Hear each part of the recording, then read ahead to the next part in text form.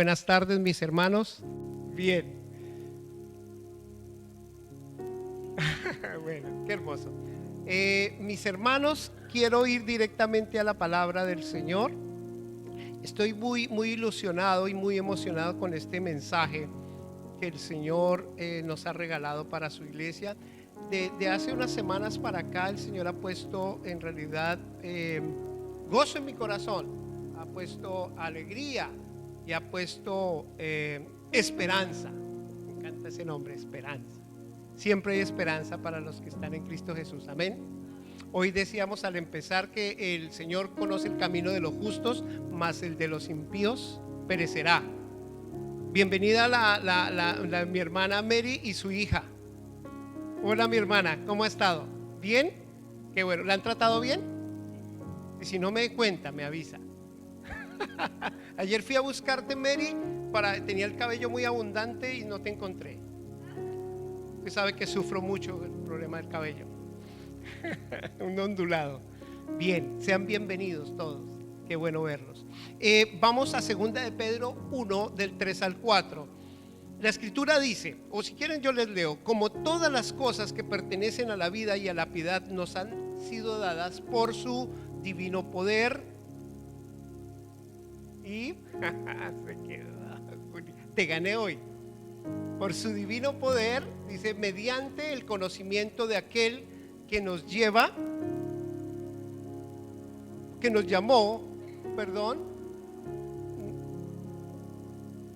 nos llamó por su gloria y excelencia. Yo leí este pasaje esta semana y dice ahí que no solo son algunas cosas que me ha dado Dios, Julia. Dios nos ha dado todo para vivir esta vida y para vivir la piedad. ¿A qué se refiere eso? Para vivir la vida en Cristo Jesús. Dice la palabra de Dios que Él nos ha dado todo. Amén. Él nos ha dado todo. Y yo estoy de acuerdo con estas palabras, porque si esto es así, estamos equipados para vivir esa nueva vida en Cristo Jesús. Amén. Es así.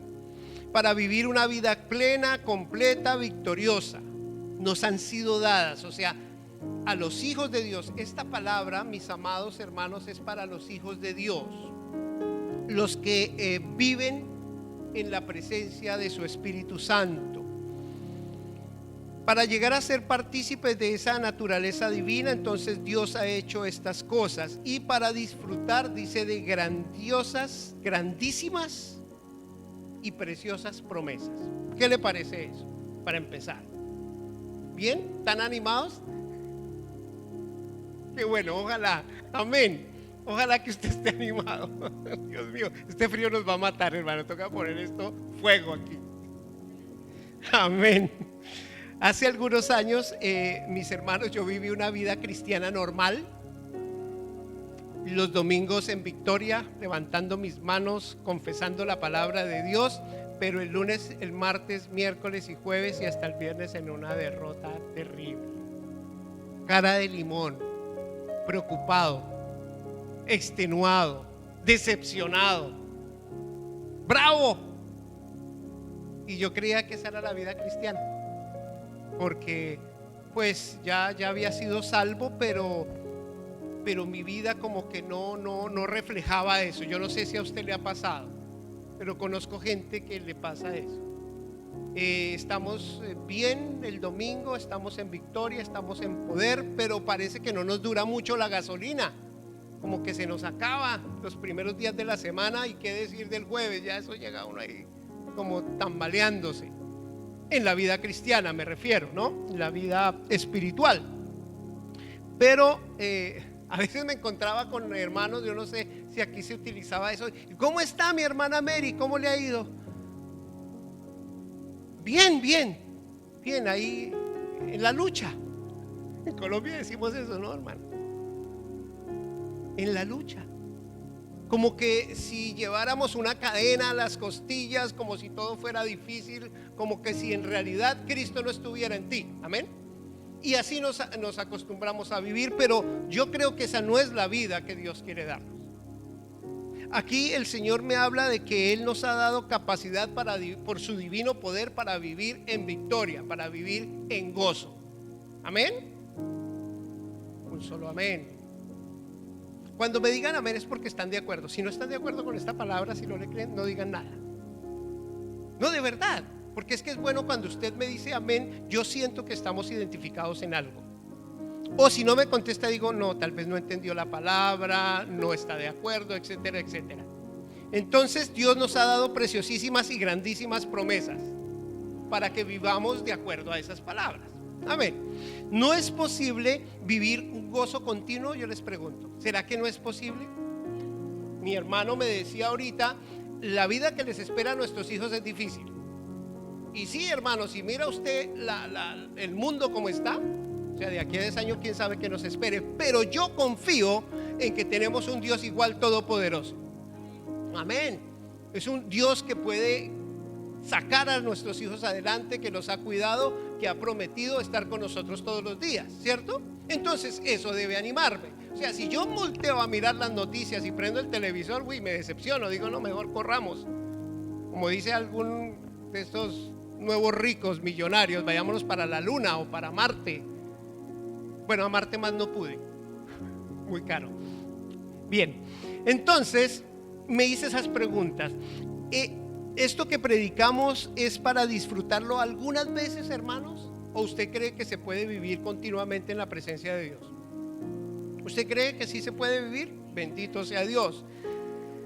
Número 1, que esta palabra es para los nacidos de nuevo. Y número 2, los que tienen vida en Cristo Jesús pueden recibir esas preciosas palabras. Vamos a ir al Antiguo Testamento, hermanos, y allí encontramos cómo se relacionaba Dios con el hombre. De qué manera se relacionaba Dios. ¿Me puedes poner un momentico, hija, la diapositiva que te dio Némesis? Gracias, hija. ¿Cómo se relacionaba Dios con el hombre en el Antiguo Testamento? Y esta era la forma. A esto se le llamaba tabernáculo, tabernáculo de Dios. Era que aquí en esa área estaba la presencia de Dios. Esa era la presencia de Dios.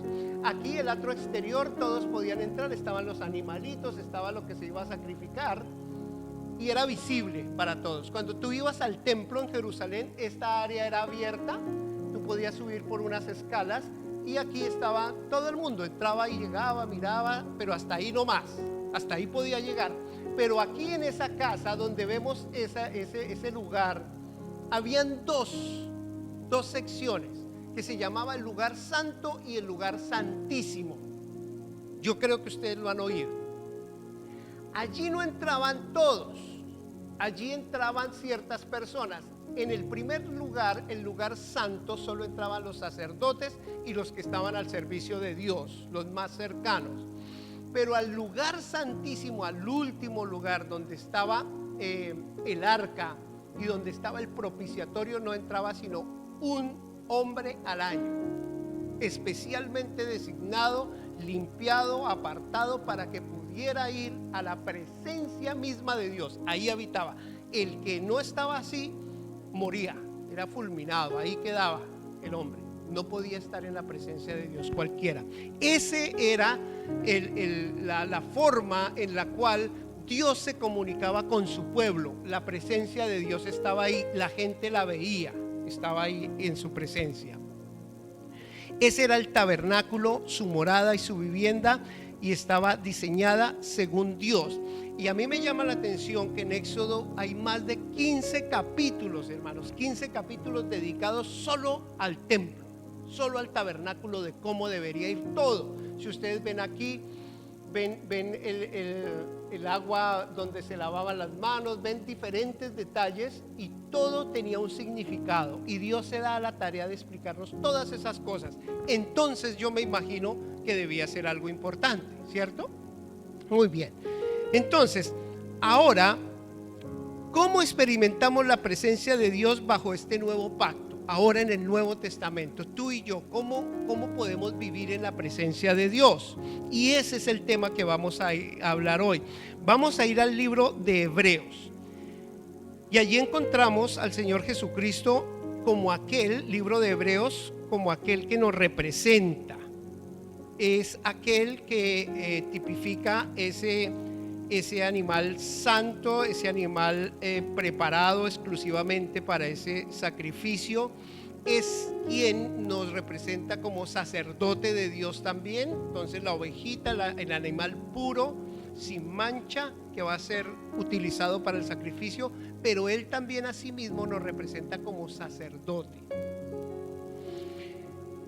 Hoy tenemos un mejor pacto, dice la Escritura. Hoy tenemos un mejor, Hebreos, tal vez es el capítulo 12, ya les voy a decir. Hebreos, para que podamos, allí vamos a estar un momentico más y podemos entender cómo se realiza 9.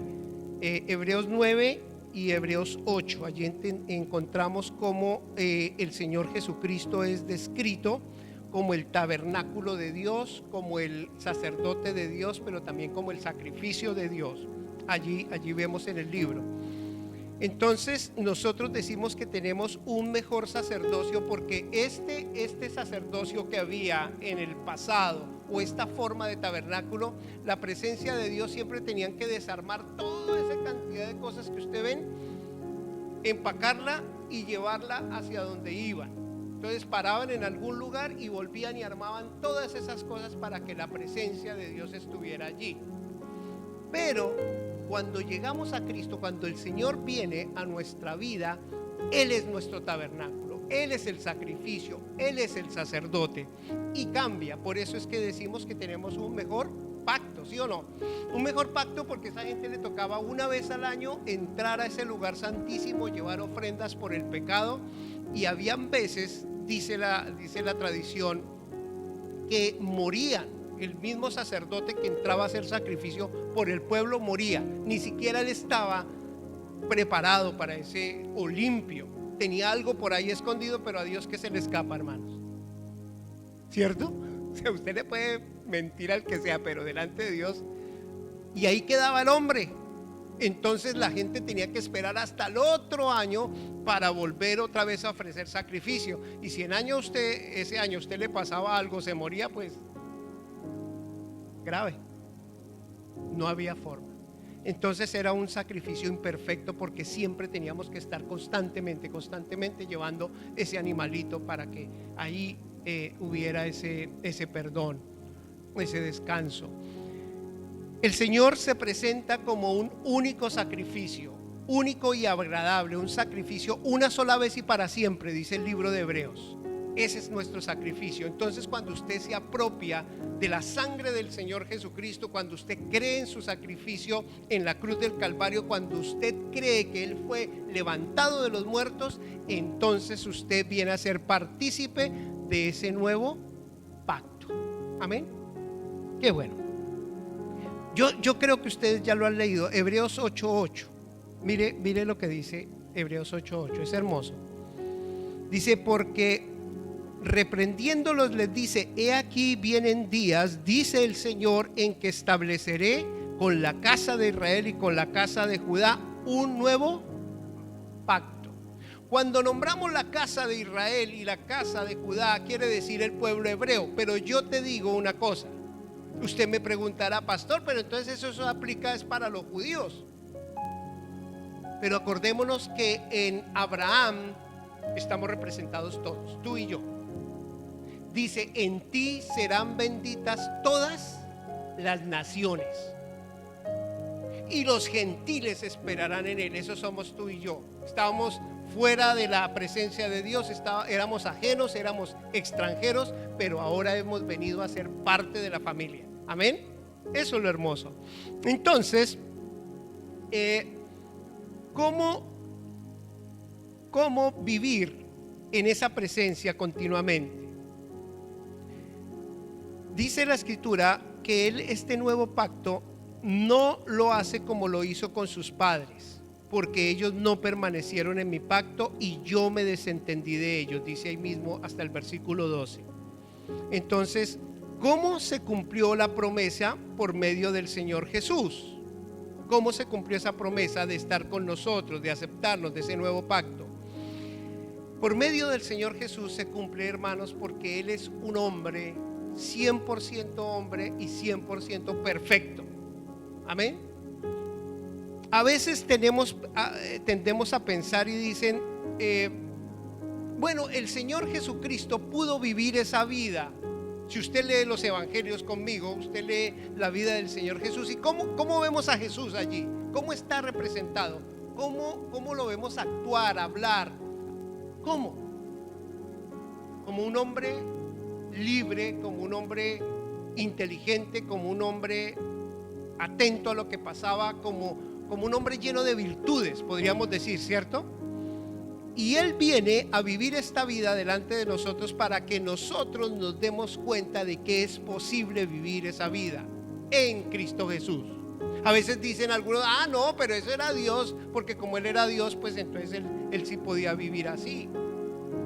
Pero no es así, hermanos. Yo quiero demostrarles por la palabra de Dios que Él vino a enseñarnos cómo vivir en la presencia de Dios siempre, siempre. Un hombre que lo encontramos allí en los evangelios llorando por la muerte de su amigo.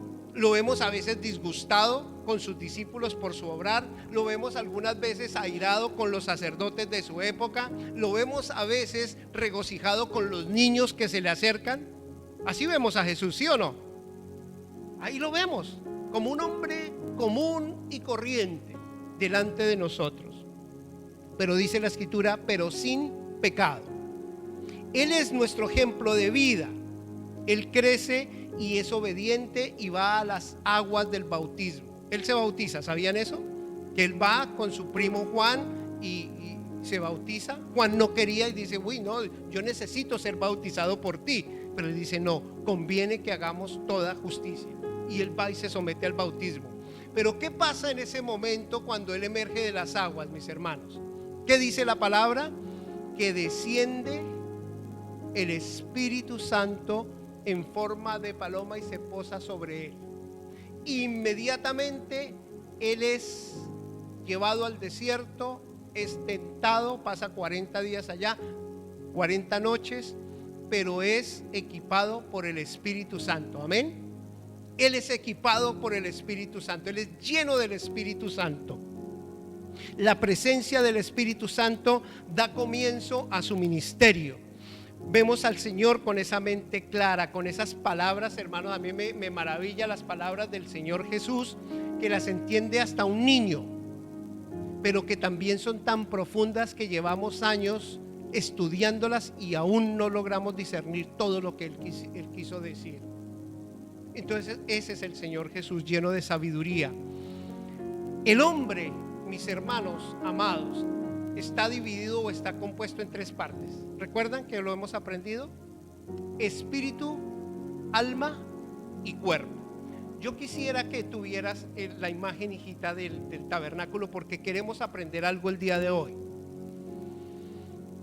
Eso representa nuestra naturaleza y eso es lo que ahora queremos enseñar. Primera Tesalonicenses 5:23. Alguien que lo busque.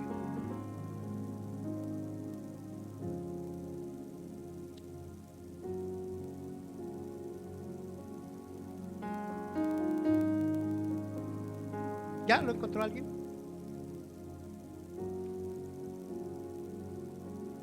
¿Qué dice la Escritura?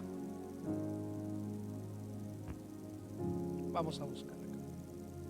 Dice, y todo vuestro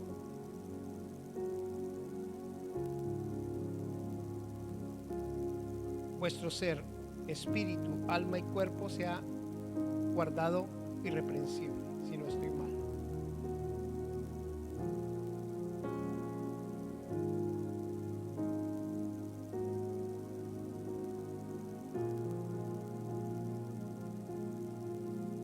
Espíritu, alma y cuerpo, todo vuestro ser sea guardado, dice el Señor. Ahí encontramos la división de cómo estamos constituidos. Esto representa, como les dije, nuestra naturaleza, que ahora es llamada templo del Espíritu Santo. ¿Sabías que ahora tú eres templo del Espíritu Santo? Imagínense esto, amados hermanos. Este es el área donde estaba la presencia de Dios. Este es el atrio exterior donde les digo que podían estar los hombres.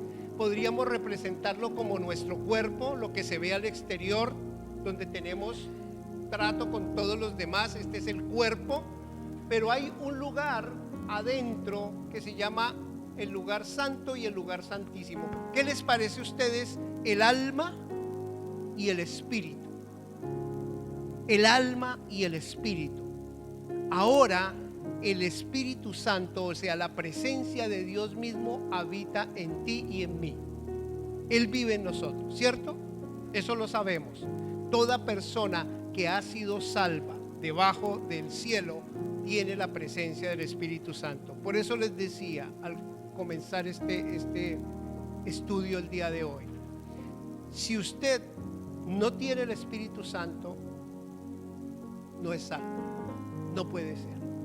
Usted no va a poder entender las cosas de Dios, porque dice la Escritura en Primera de Corintios, habla de que estas deben ser entendidas a través del Espíritu. O sea, no cualquiera puede entender las cosas de Dios, porque para él son locura. Eso dice la palabra. Entonces hay un lugar invisible donde está el alma, donde está la mente, las emociones y la voluntad. Un lugar interior más profundo que es el espíritu del hombre, donde se relaciona con el espíritu de Dios. Ahora el Señor te ha dado vida, amado hermano, hermana. Nos ha dado vida y ahora tenemos una relación con Dios, y ahora este templo está lleno de la presencia de Dios. Este cuerpo, tu cuerpo, está lleno de la presencia de Dios. Eso dice su palabra. ¿Tú lo crees? Amén, bendito sea el Señor. Entonces, existe una división allí que quiero que miremos entre el alma y el espíritu, que podría ser llamada el lugar santo y el lugar santísimo. Había una cosa, hermanos, aquí adentro de ese lugar santo y lugar santísimo, había algo en la cual lo dividía. Había una división, ¿recuerdan? Un velo, una cortina, vamos a llamarlo así. Pero no nos imaginemos una cortina como esta, así delgadita, no. Era algo especialmente súper grueso, pesado, que había ahí. Era difícil penetrar allá. Pero dice la palabra de Dios que cuando viene el Señor Jesucristo a realizar ese sacrificio en la cruz del Calvario, que dice que el velo fue rasgado de arriba hacia abajo. Allá en el templo donde nadie podía entrar, el velo fue rasgado, y el Señor ahí nos da una lección a nosotros. El Señor Jesucristo es el primero. Él entra a la presencia de Dios. Él se hace sacerdote. Él nos representa a cada uno de nosotros, mis hermanos. Y como les decía al empezar el servicio, ¿cómo entender que tú no puedas vivir siempre en la presencia de Dios? ¿Es imposible vivir en la presencia de Dios en todo momento? El Señor nos habla de estar gozosos, ¿sí o no? Gozaos, dice el Señor. Otra vez digo gozaos. ¿Por qué será que no podemos vivir de esa manera, hermano? ¿Por qué será que hasta yo llego a pensar, pues uno es como hipócrita, ¿no? Porque yo, en el caso de siervo de Dios, como líder, que alguien me pregunte: pastor, ¿y usted cómo está? Y yo, no, bien, estoy re bien, estamos genial. Pero en realidad no es así. Estoy de otra manera, no me encuentro contento, no estoy satisfecho, no me siento con carga. ¿Es un hipócrita, sí o no? De esa manera. Yo oraría de esa manera. Entonces yo le decía a Dios: Señor, ¿será que no es posible que yo pueda vivir 24 horas al día, 7 días a la semana en tu presencia? Y usted puede pensar, entonces el pastor no tiene ningún problema. Vive bien, todo le sale bien, todo le funciona, y ese debería ser el ideal, ¿cierto? Nosotros pensamos en eso. Cuando usted está alegre, ¿sabe por qué está alegre y está todo sonriente? Uy, me dieron el ascenso, me subieron el sueldo, me ofrecieron esto, y está usted radiante, está feliz, ¿sí o no? Algo bueno le pasó. Algo bueno le pasó. Si algo malo le pasó, también llega usted: ¿qué tiene? Inmediatamente uno ve el rostro de la persona. ¿Qué tiene? ¿Qué le sucede? No, si supiera. ¿Recuerda que hicieron recorte personal? Uy, no me cuento. Algo así. Y yo le decía, Señor, ¿será que nosotros no podemos vivir de esa manera? Como cuando nos invitan al asado. Pero, ¿y qué voy? ¿A qué horas es? ¿Y qué llevo? ¿Sí o no? Y eso, hay una sonrisa así grande en la cara de uno. Y qué alegría. Y todo le parece a uno genial.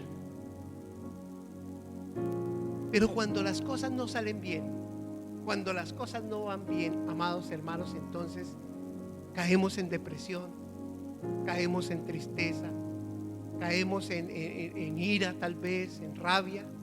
Y ahí como que nos quedamos hasta que otra vez el Señor vuelve y nos levanta, vuelve y nos saca de allí. Y de verdad, como les decía, yo pensaba que esa era la vida cristiana normal, pero Dios me dice que no es así. Dios me dice que no es así, hermanos. Él nos guía a vivir como Él vivió. Primera de Juan 2:6. Vaya un poquitico más atrás. Primera de Juan 2, versículo 6. Dice la palabra de Dios: el que dice que permanece en Él debe andar como Él anduvo. ¿Cómo le parece a usted ese planteamiento? ¿Tú eres cristiana, hija? Veámoslo juntos. El que dice que permanece en Él debe andar como Él anduvo. ¿Y cómo andaba Él? Lo vemos ahí todo agarrado, complicado, todo decepcionado, todo triste. No, lo vemos a Él siempre teniendo una palabra de victoria, una palabra certera, con poder. ¿Sí me entienden, hermanos? Y yo digo, yo creo que sí podemos vivir así. Si no, sería muy triste que nuestro Señor nos dijera: sígueme o imítenme, si supiera que nosotros no somos capaces de vivir así, hermanos. ¿Sí o no? Sería terrible que Él nos pidiera algo que tú y yo no podemos hacer. Sería terrible. Entonces yo encuentro al Señor de esa manera. Él es el modelo a seguir, mis amados. Vamos a concretarnos en ese velo y en esa cortina, porque la enseñanza de hoy todavía no ha llegado. Esto es apenas una abrebocas. Gracias, hija. Es una introducción para llevarlos más allá. Piensen en ese velo y en esa cortina de que hablamos. Piénsenlo. Ya dijimos que mire, no tiene problema el Señor con los sentimientos, ¿sí o no? Entonces voy a explicarlo un poquito. Permítame en un minuto. ¿Dios se disgusta entonces porque yo me ponga triste? O sea, ¿yo no me puedo disgustar en algún momento? No. Es normal. Yo me puedo entristecer, me puedo decepcionar en un momento, porque de hecho encontramos al Señor Jesucristo así, ¿sí o no? Ya hablamos de sus emociones. O sea, que el problema no son las emociones. En un momento yo me puedo sentir triste. Claro, me echaron del trabajo, no me voy a poner a saltar en una pata, ¿no? ¡Ay, qué alegría! ¡Viva Cristo! Me echaron del trabajo. No, obviamente usted se va a sentir mal, se va a sentir así como: uy, caramba, ¿y ahora qué voy a hacer? Pero usted no se queda ahí, ¿sí o no? No se queda ahí, no entra en ese desespero, en esa agonía: uy, no, esto se puso negro y ahora qué va a ser de mi vida, etcétera, etcétera. Sino que usted está en la presencia de Dios. Y esa presencia hace la diferencia. Mire lo que dice la Escritura. Entonces, ¿dónde está el asunto? ¿Dónde está el problema? Mire que una persona puede ser retraída, puede ser tímida, puede ser callada, o puede ser explosiva, puede ser extrovertida. ¿Sí o no? Hay personas que son así, que te saludan de una, de abrazo. Nunca los has visto y le va echando el brazo: hey, ¿cómo está? ¿Cómo se ve de bien? ¿No? Hay gente así. Pero tanto al uno como al otro, hermano, tienen algo que todos tenemos, y es voluntad. ¿Sí o no? Voluntad. Tanto al uno como el que está así calladito, como al otro que es explosivo, tenemos voluntad. Y la voluntad de nosotros es obstinada. ¿Sí o no? A mí nadie me dice cómo debo hacer las cosas. El Señor dice, por ejemplo: alzad las manos, batidlas. Yo no quiero. ¿Por qué? Estén alegres, estén ahí. No, el día está opaco, está feo, está gris. ¿Sí o no? Yo no quiero hacer las cosas. No, yo no quiero. ¿Por qué? Porque nosotros tenemos la voluntad, y la voluntad es esa cortina, mis hermanos, es esa cortina que no nos permite llegar a ese lugar santísimo. La voluntad del hombre tiene que ser sometida a las cosas de Dios. Tiene que ser sometida. Y cuando nosotros no nos sometemos es cuando quiere darse cuenta cuando usted no está en la presencia de Dios. ¿Sabe cómo se ve? Fácil. Mírese usted al espejo. Mírese al espejo. No para que nadie se lo diga, sino mírese al espejo y mire su rostro y verá usted cómo está.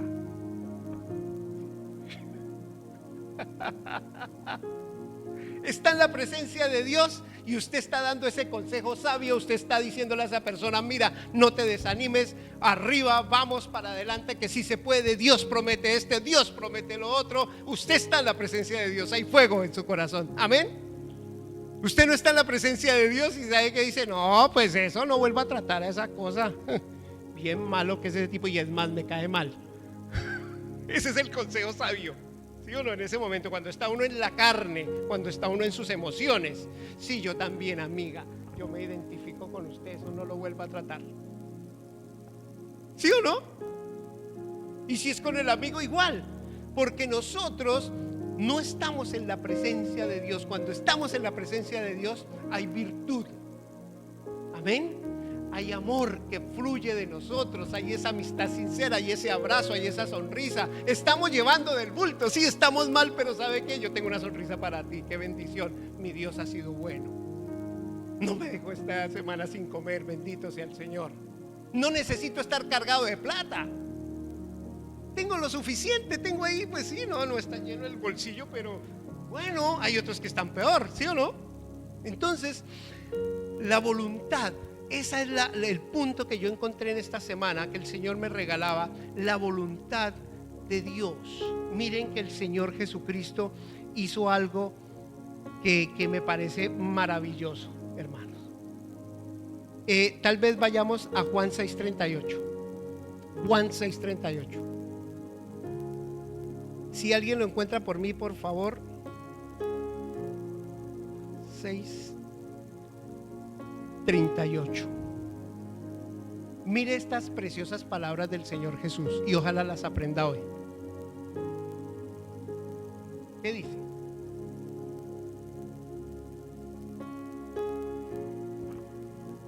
Está hablando el Señor Jesús: porque he descendido del cielo no para hacer mi voluntad, sino la voluntad del que me envió.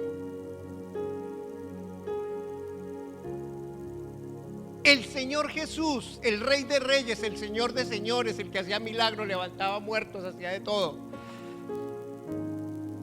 Transformó el agua en vino, alimentó a 5,000, a 3,000. Él dice estas palabras: yo no vine a hacer mi voluntad, sino la del que me envió. La voluntad de mi Padre. Y usted lo encuentra en todo momento haciendo la voluntad del Padre. Amén. Usted lo encuentra. Miren, hermanos, no es pecado sentirse mal. Quiero que usted entienda eso. ¿Cómo se sentía el Señor Jesús en la noche de Getsemaní, allá en el huerto? ¿Estaba que brincaba de la alegría? Estaba postrado en la presencia, estaba que sudaba, estaba el hombre angustiado y le dijo al Padre, es honesto, le dice: Padre, yo no quiero beber esa copa. ¿Se lo dijo? No es pecado, hermano, que usted llegue en un momento. El Señor me dice: mira, tienes que amar a tu enemigo, tienes que amar a esa persona que te hace daño, y de verdad yo le puedo decir delante: Señor, la verdad yo no quiero. Alguien me decía: no me nace. Pero es que no se trata de lo que me nazca a mí, sino hacer la voluntad de Dios. Amén. Entonces, ¿qué tengo que hacer yo? Yo voy a la presencia de esa persona, yo voy y le perdono, yo voy y le hablo, y si es el caso que le pueda yo servir, le sirvo. No porque me gusta, no porque quiera. Hay gente que me dice: no, cuando yo sienta. Pues nunca va a sentir, porque su personalidad no es esa. Usted no quiere hacer esas cosas, pero Dios te está mandando a ceder su voluntad. Y ahí es donde está el secreto, hermanos. Si usted rinde su voluntad a Él, el Señor Jesús estaba continuamente en su presencia. Eso cambiaba todo para Él. Señor, no se haga lo que yo quiera, sino como tú. Eso es, hermano. Ese velo grande y pesado fue roto por Él, para poder entrar nosotros libremente a su presencia. ¿Sí o no, hermana? Eso dice la Escritura. Ahora yo puedo entrar confiadamente a su trono y hallar socorro para esa necesidad que tengo en todo momento, en todo momento. Yo te pregunto, ¿por qué te sales? ¿O por qué más bien no salimos de la presencia de Dios? Piensa en eso. Estamos en la presencia de Dios y ahí tenemos victoria, pero ¿por qué no salimos de ese lugar santo, de esa presencia especial? ¿Por qué? Porque yo quiero hacer lo que a mí me place, lo que a mí me gusta. Ese es el problema, hermanos. Hay un secreto de victoria allí, y es hacer la voluntad de Dios. Gracias, amor. Es hacer la voluntad de Dios. Si usted se siente flaqueado, si usted ha visto que su vida espiritual no es la mejor, piense en estas cosas que hoy le dice el Señor. Rinda su voluntad. El problema no son sus pensamientos. A veces nos llegan pensamientos contrarios, hasta feos, y ahí no hemos pecado aún. Todavía no ha habido pecado. Si nosotros los amamos, si nosotros nos identificamos con esos pensamientos, ahí está el problema, ¿sí o no? ¿Qué decían los fariseos cuando veían el Señor les hablaba de adulterio y de desear? Y ellos decían, no, pero si miren, nosotros no hemos hecho nada malo. Y el Señor los acusaba y les decía, el que ya ha deseado la mujer del prójimo ya ha pecado. O sea, ya hay un deseo, ya hay algo. No fue que me llegó ese pensamiento, pasó esa mona tremenda, rubia, perdón, gracias. Pasó esa rubia despampanante, que digo mona y pensarán que es un mico. Pasó esa mona despampanante y yo la miré y digo, wow, yo no puedo decirle a Dios, uy, qué cosa tan fea. Uy. No, es bonita, es simpática la dama, pero ya, punto. ¿Sí o no? Sigo mi camino. ¿Por qué? Porque mi corazón es de mi esposa, punto. Pero otra cosa es cuando yo me quedo ahí saboreando y uy, qué cosa tan hermosa. Ya me imagino quién sabe qué más cosas. Ahí estoy pecando, ¿sí o no? Pero hasta ahí llegamos. Podemos trabajar nuestra mente, nuestros pensamientos. Las emociones, sí, las emociones, con ellas nos equipó Dios, hermanos. Dios nos hizo así, emocionales, para llorar, para gemir, para reír, para alegrarnos y hasta disgustarnos. Dios hizo eso en el hombre, eso está correcto. Dice la Escritura, airaos, pero no pequéis. No se ponga el sol sobre nuestro enojo. O sea, te enojas en un momento, tienes libertad de hacerlo, pero down, hasta luego, ya, venga, arreglamos esto. ¿Sí o no? No, ese no es el problema. El problema Dios no tiene ni con los pensamientos ni con las emociones. El problema está en la voluntad. Cuando tú no quieres ceder la voluntad, a mí no me parece eso, yo no lo voy a hacer. Pero la Escritura lo dice, el pastor le dijo, no, a mí no me interesa que te diga ese viejo, yo no lo voy a hacer. ¿Cómo les parece? Eso nos saca y nos deja en el lugar donde simplemente llegamos hasta aquí. Sí, ya tengo un bautizo, sí, el Señor me salvó y ahí me quedo, ¿cierto? Ahí me quedo. Pues ya estoy salvo, ya tengo mi tiquete y yo sigo viviendo mi vida cristiana así. A veces bien, como decía mi hija, yo no quiero ser un yo-yo, a veces arriba, a veces abajo. No, qué hermoso que usted pueda estar en la presencia de Dios continuamente, hermano.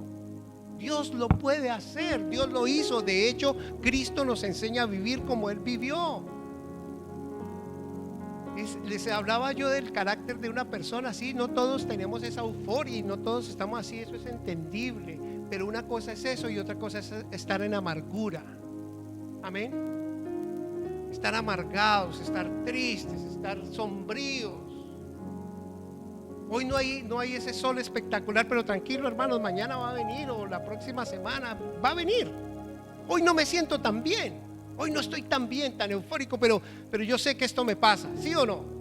Mañana voy a estar mejor, más tardecito y me voy a animar. No hay problema con eso, pero es que lo triste, hermano, es estar continuamente en ese estado.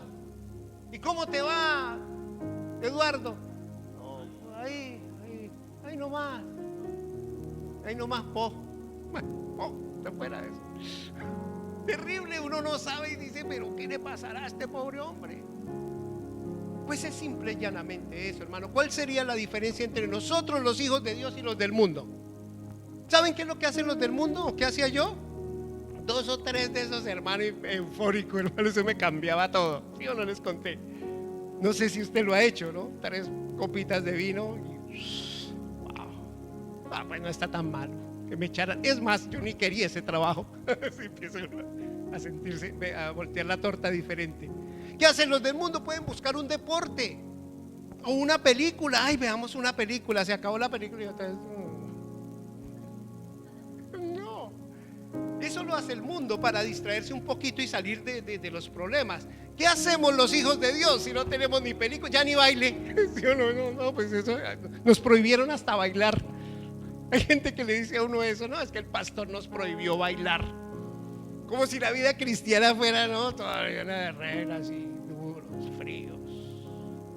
Ojalá que usted no se ría para nada. Cuidado, se ríe. Cuidado, se ríe porque... No, hermanos. La vida cristiana es hermosa cuando la vivimos en la presencia de Dios. Siempre en la presencia de Dios. Miren, este versículo hermoso lo encontré para ustedes. Salmo 16:11. Búsquelo que es para usted.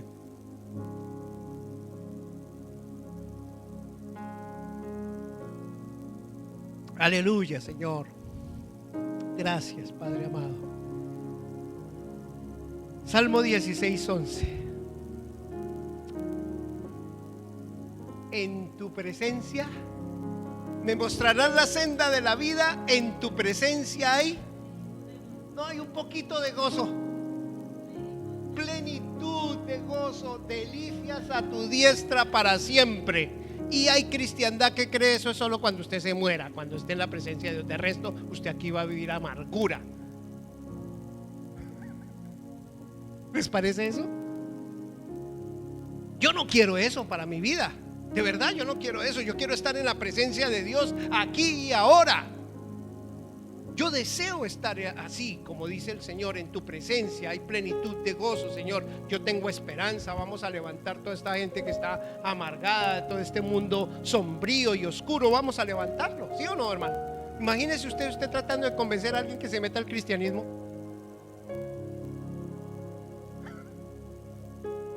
Perdón, ¿usted quiere que yo? Uy, sí, es que eso es muy bueno. No, yo tengo un Dios.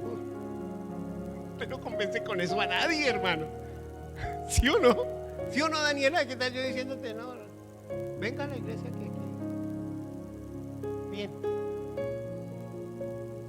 Yo no vuelvo por allá, hermano. Yo no voy a buscar a nadie porque digo ¿qué es lo que predican allá? ¿Qué clase de Dios tiene usted, hermano? ¿Qué clase de Dios tiene? Un Dios amargo, seguro, un Dios así amargado, un Dios... No, yo tengo un Dios hermoso, un Dios de amor, un Dios que en su presencia hay plenitud de gozo, hay delicias a tu diestra, desde ahora y para siempre.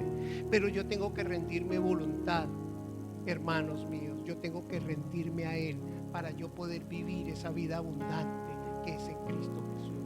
Ojalá usted lo aprenda.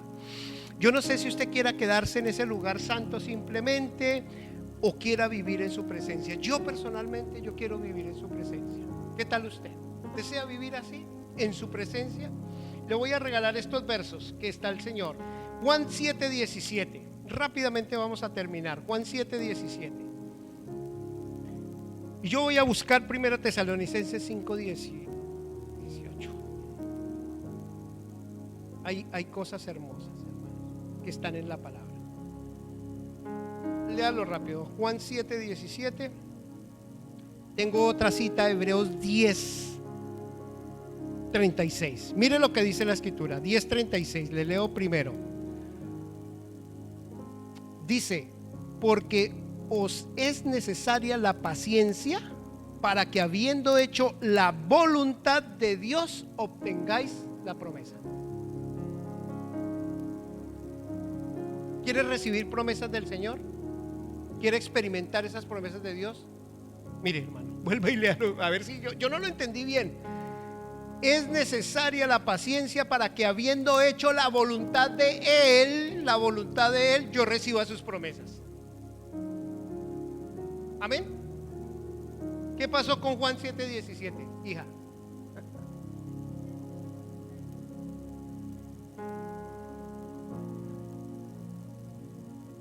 Amén.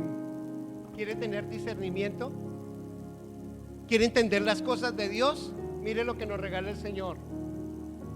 Si hago la voluntad de Él, conoceré la doctrina. Si es de Dios, podremos tener discernimiento de espíritu, saber para dónde vamos, cuál es la decisión que voy a tomar, cuál es el próximo paso que voy a dar. Amén.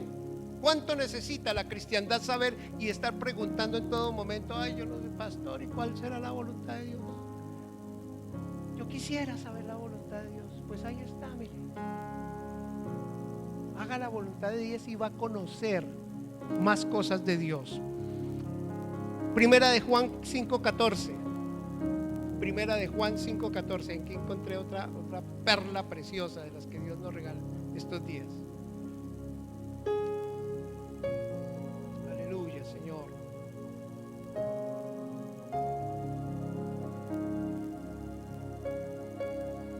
Si alguien me gana,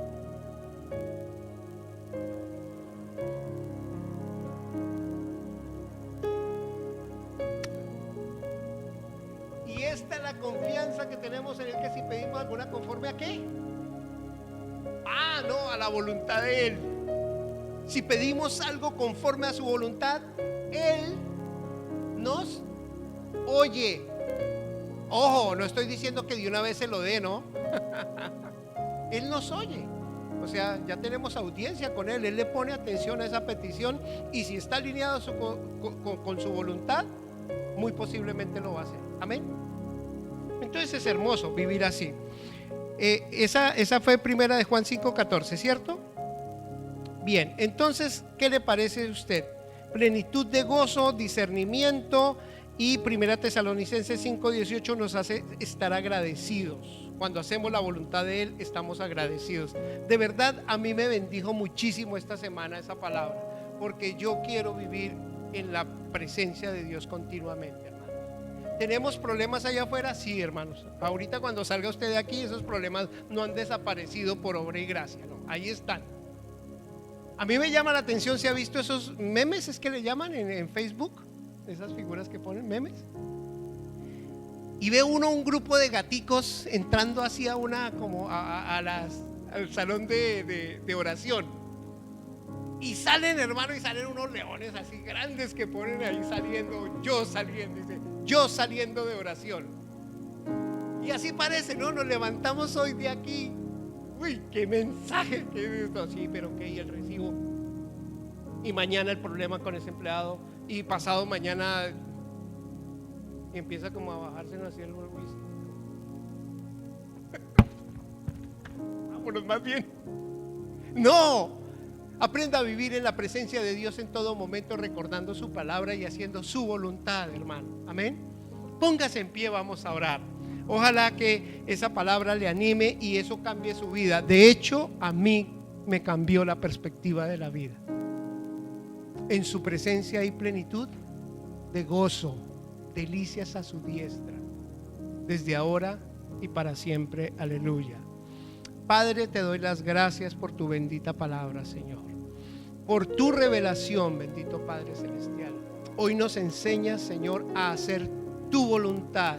Allí hay un secreto espectacular, bendito Dios, estar en tu presencia continuamente, Todos los días de mi vida, en cada momento, Señor, yo quiero estar en tu presencia. Te doy las gracias, bendito Dios, por mis hermanos y a todo aquel que oiga este mensaje, bendito Padre Celestial, y sea cambiado, sea transformado, y ya no te conoce, Padre, y que también escuchará tu palabra para que sepa que ahora puede entrar a tu presencia, que ya no necesita de nadie, de intermediarios, sino que ahora puede entrar confiadamente porque Cristo, nuestro Señor, nuestro Salvador, abrió un camino. Él nos señaló. Él es el precursor. Bendita palabra, precursor.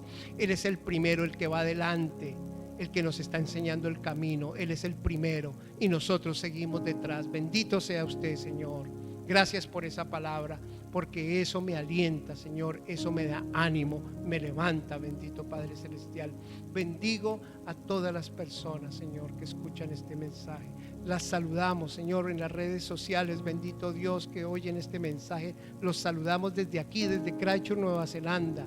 Bendito sea cada uno de ustedes. Si usted está pasando por una necesidad, si usted está teniendo una lucha, haga la voluntad de Dios. Hermano, hermana mía, haga la voluntad de Dios y usted experimentará la presencia de Dios, experimentará sus promesas, su salvación, su sanidad, su gozo. Aleluya.